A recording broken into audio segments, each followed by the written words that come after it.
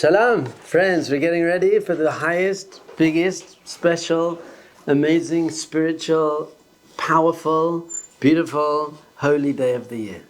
It's coming up, Purim, and people don't really understand it, so it turns into a bit of a party. But that's not what it's meant to be. It's really, our sages teach us, it's at the end of the year. The year starts in Nisan. Pesach is the first month of the year.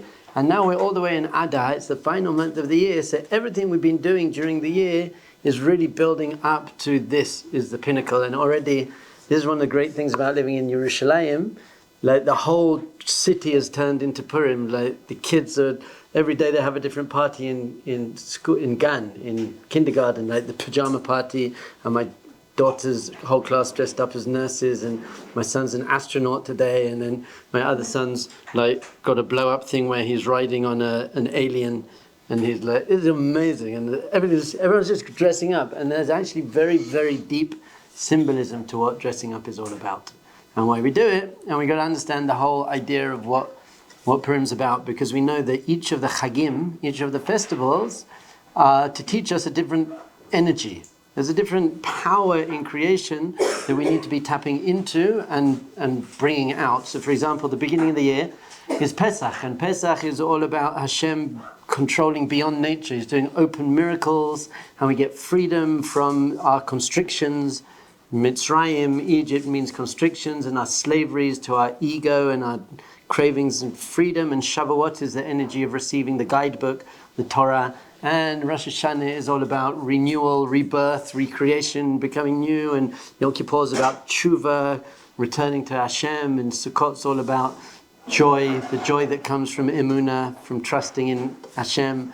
And then Chanukah is all about bringing light into the world in the darkest places. So we really got to understand what's Purim all about, and understand that it's really the highest level of everything we're doing. It's bringing everything together, and we're having that on Purim. So, there's a Gemara, the Talmud, in Chulin, 139b, asks a question, and it's a strange question. It says, Haman min haTorah minayin. Haman, this evil dictator who wanted to kill all the Jews, Haman min haTorah minayin. Where do we find him in the Torah? Where's he? So, the first thing that is amazing is to know that our sages expect to find Haman in the Torah. Even though the Purim story was a long, long time after the Torah was written, but we know that everything in creation has a hint in the Torah. So our first source, we have a source sheet here, says, this is the answer. Hamin ha'etz. Hamin ha'etz. So there's a pasuk at the very beginning, near the beginning of the Torah in Bereshit, that Adam and Chava are created. And Adam and Chava are basically pure spiritual beings. Pure spiritual beings, really an aspect, a reflection of Hashem's infinite consciousness. We've been talking about this for the last 3 weeks in our series on getting to know yourself.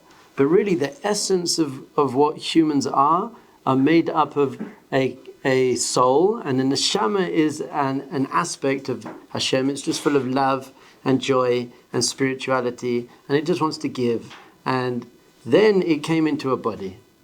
But the sages teach us that actually you couldn't really see their physical body very well. It's like nowadays we can see your physical body very well, and if you look very closely you can see an aura.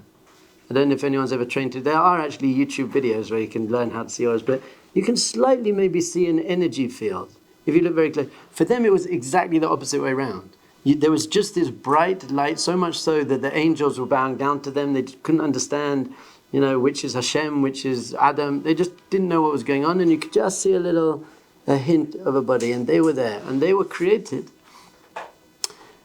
in order to basically have a relationship and bring godliness into the world. So they were given 2